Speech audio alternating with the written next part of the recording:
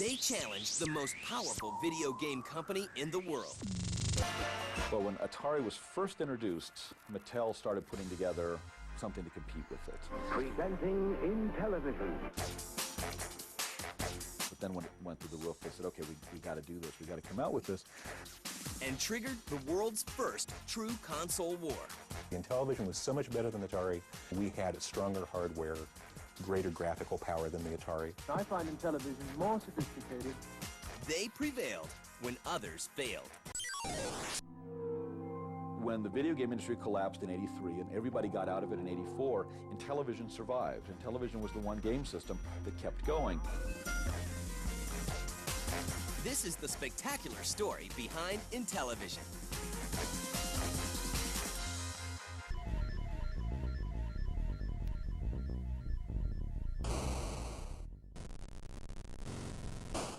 In the mid-'70s, gaming is still in its infancy. The Atari came out, I believe, in '75 or '76. It was not initially that successful. It did well. It was popular with a lot of kids wanted it and everything, but it wasn't as popular as Nolan Bushnell thought it was going to be. I think they manufactured 800,000, they sold 300,000 the first year. The world's greatest arcade video games are now the world's greatest home video games. They're only from Atari.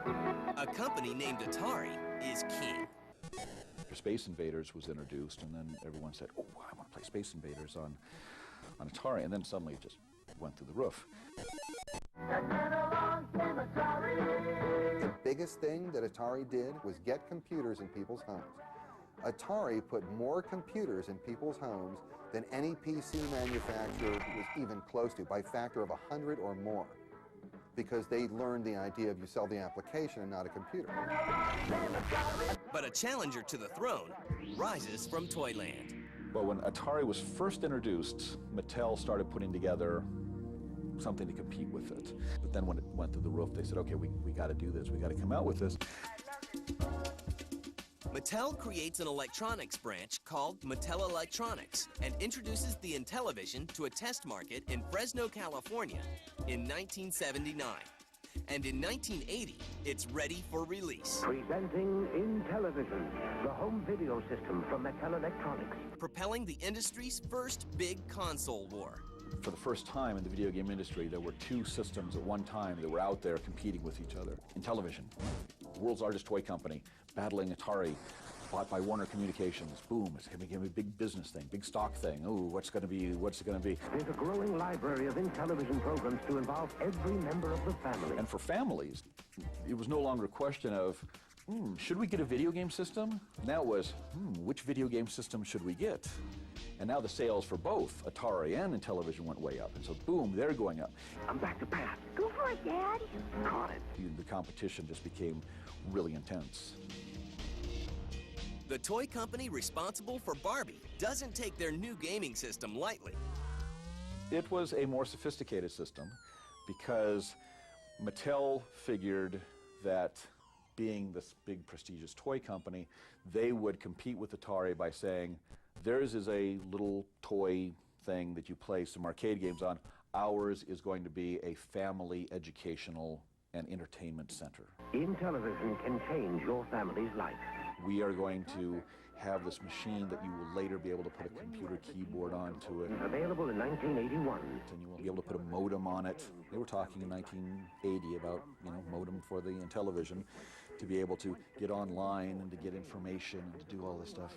So they were really positioning it as this big family unit.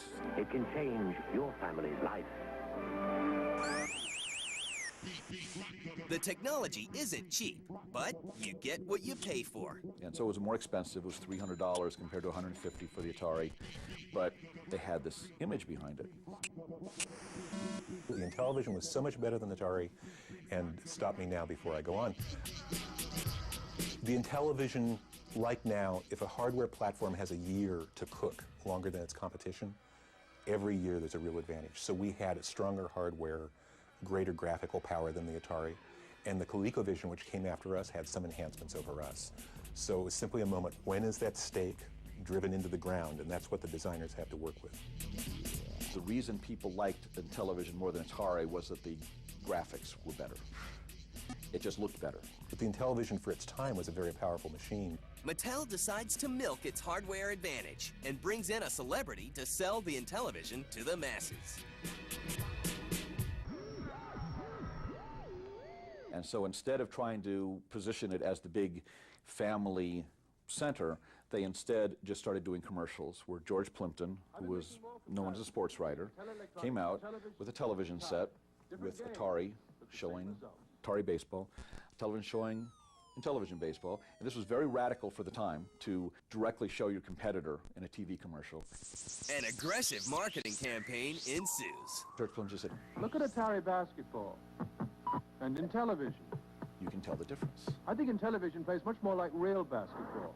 And it was brilliant to use the sports things because this was new. People didn't know video games that well. People hadn't grown up with video games. They were relatively new. Arcade games were still considered, a new phenomenon. But everyone knew what a sports game was. If you try them both, I think you'll find the clear winner is Intellivision. Compared to Atari's graphics, these were so realistic. And they capitalized with that. They had commercials showing how well their baseball games were to Atari's baseball games. So everyone could look at that TV set and look at that baseball diamond and say, that looks like baseball. We don't know what this Atari thing looks like, but it's not baseball. It was the sports games that immediately set us apart. And the comparison campaign pays off big. Immediately, the sales just started jumping once they started doing that campaign. That was in 1981. And very quickly, Mattel was able to grab about 20% of the market. Mattel will need to do more than just step up to the plate if they want to bump Atari from that coveted top spot. But their next approach may be a little uncivilized. Sales of Mattel's Intellivision are great, and a big part of that is due to a library of quality games such as NBA basketball, NHL hockey, Astro Smash, and Tron Deadly Disc. On the Intellivision side, I'll name some of our favorites. Astro Smash is easily just a game that is the most simple game in the world, but it's just completely addictive. It's just a gun shooting up, asteroids falling. That's all there is to it. There were 3.5 million Intellivisions. There was 1 million Astro Smash. Some of the other games we've had for Intellivision, Night Stalker is a game that people after 20 years remember. One truly groundbreaking Intellivision title is Utopia. Utopia was a game that Don Daglow did. I'd gotten the idea from the combination of having been a junior high school social studies teacher and watching the movie Attack of the Killer Shrews. So I know that doesn't sound like it should go together. That's where the game idea came from.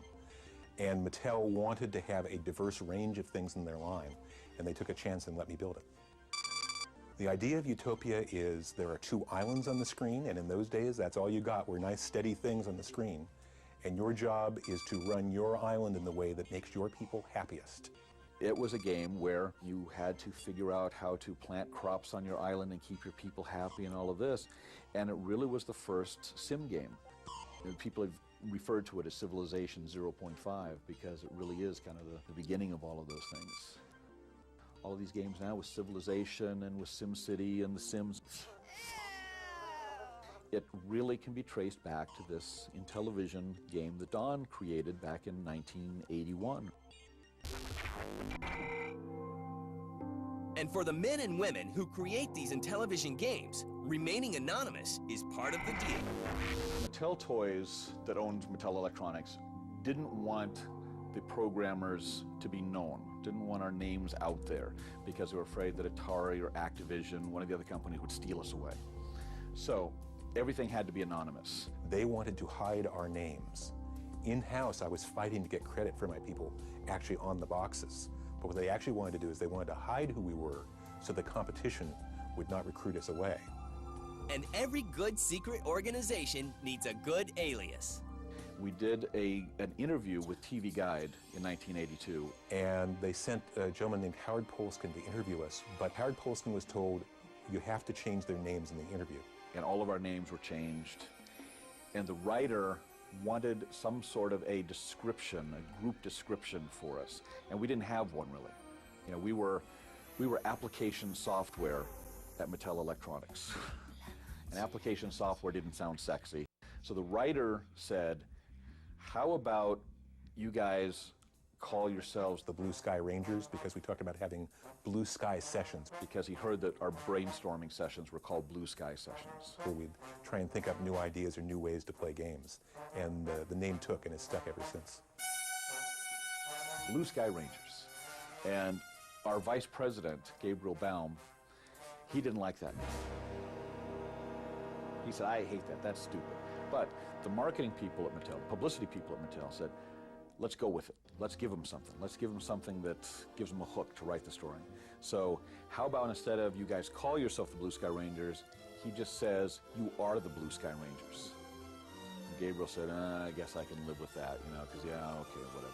So since we knew Gabriel hated the name, we of course adopted it as our logo. I designed the logo for the Blue Sky Rangers. I put his face on it. In the article, they changed his name to Hal, so we have In Hal We Trust around this logo, and that became the generic name for those of us who worked on games at Mattel.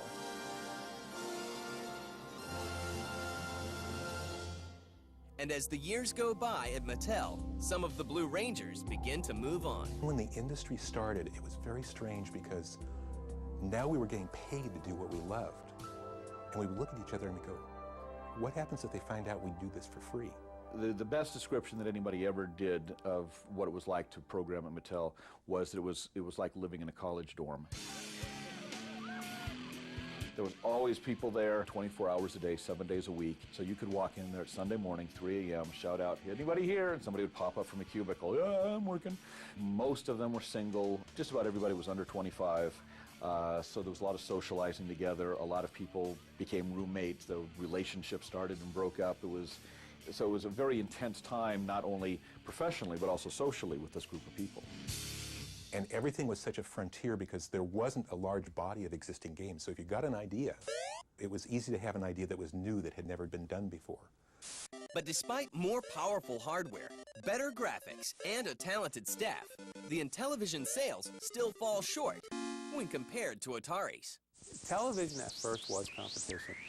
Unfortunately, that's all they had were sports games that looked really nice. But most of the games were two-player games, nothing that was really solitaire. And Atari had all these arcade games. Is that everything? It's not everything. You can get nearly 300 different copies, 300. And eventually, Mattel started releasing some arcade games, but they didn't have the licenses that Atari had. Here, Ms. Pac-Man. And Intellivision's arcade games were slower than Atari's. So eventually Atari won in that battle. Atari was the main player. Atari probably outnumbered all the other companies by probably 4 to 1, but that's off the top of my head. Discover a world beyond your wildest dreams. It becomes clear that dethroning Atari isn't going to be easy. So in 1983, Intellivision plans another attack and releases Intellivision 2. There are even plans for an Intellivision 3, but the blueprints are scrapped when the competition becomes too much. Over 430 games. The problem was there was just too much product out there. You have dozens and dozens of software companies releasing garbage. And of course, as more and more companies got in, there was more and more game supply and just not enough demand to support that much. There was too much product for store shelves. They had to start being marked down. Most of those games wound up being sold $2 and $3 a piece at discounters. And here we are coming out with $30 or $40 products. No matter how good a game was, it was very difficult to sell a game for $30, $40 when you could go in for $30, $40 and get 15 games, even if they were all terrible. And Johnny's dad goes in at Christmas and he can buy him 8 cartridges or he can buy him 1 cartridge, and he says, well, I don't know the difference. I'll buy him these 8 that are in the front bin and wrap up more gifts for Christmas. And ours that were still frontline good products didn't sell. You have these third-party companies, can't sell their stuff, they're going out of business. Unlike the industry today, a third-party publisher who publishes a PlayStation game, Sony gets a cut of it. Back in 1983, if Activision did an Intellivision game, Mattel didn't get anything from it. What do? They dump all their goods at cutthroat prices. Now you can get games for $5. It was a very difficult paradigm for them to beat. And things are about to go from bad to worse. It was really the demise of the business, and we unfortunately didn't see it coming. By 1983, store shelves are overflowing with second-rate games. Prices are falling, and the industry is totally freaking out.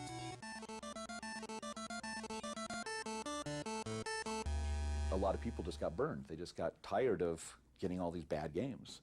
So that drove people away from video games.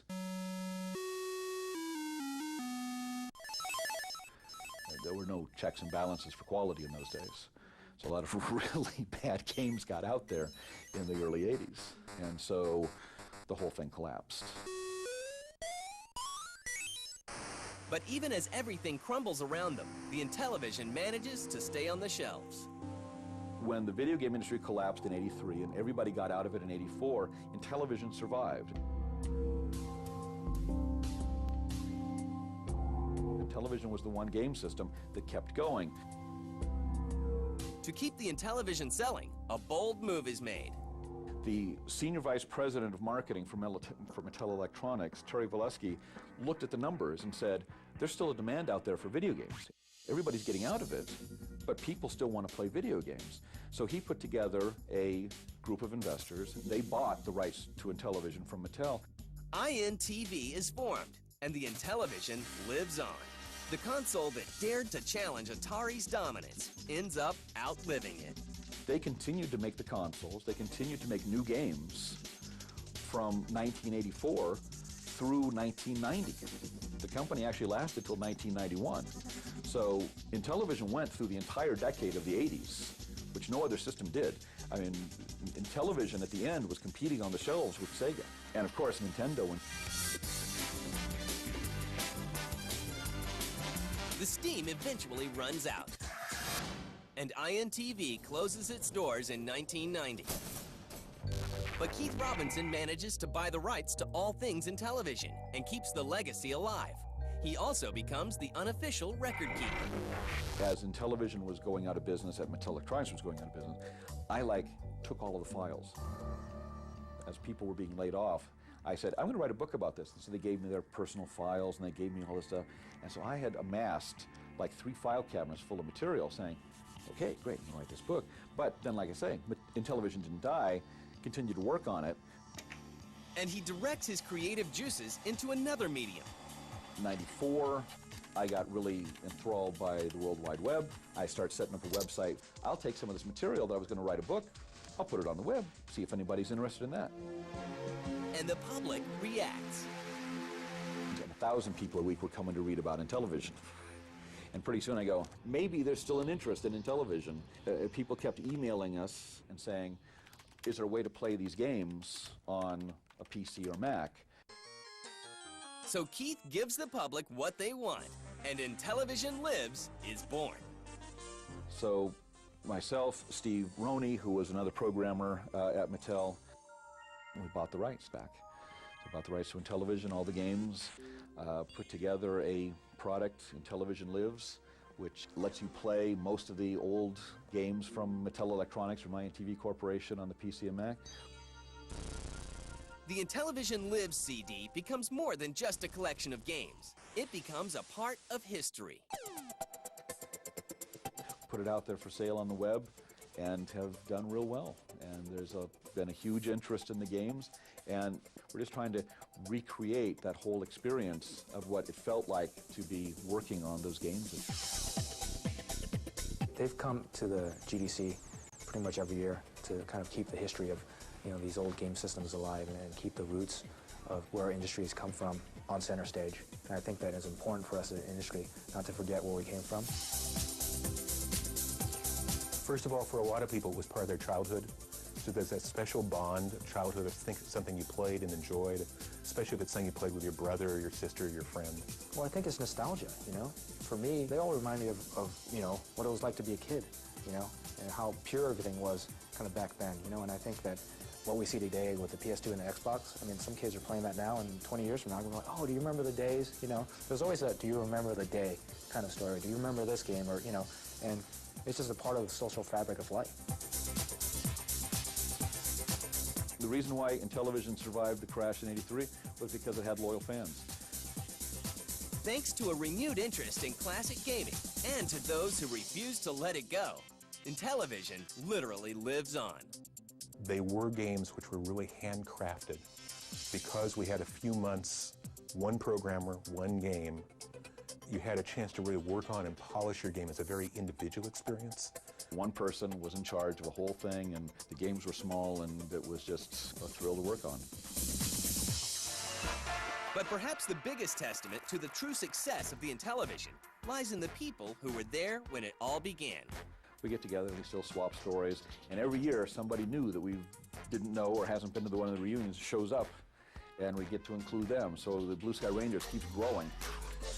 We still, 20 years later, we have reunions at a certain pizza parlor in Hawthorne, California, where the gang used to go. Sometimes in Northern California, there will be a satellite reunion. But after 20 years, a lot of us are still friends, we still are together, we still see each other all the time. A lot of us have worked together off and on during the years. And we just have a great time getting together because we have that common experience that transcended everything in our lives.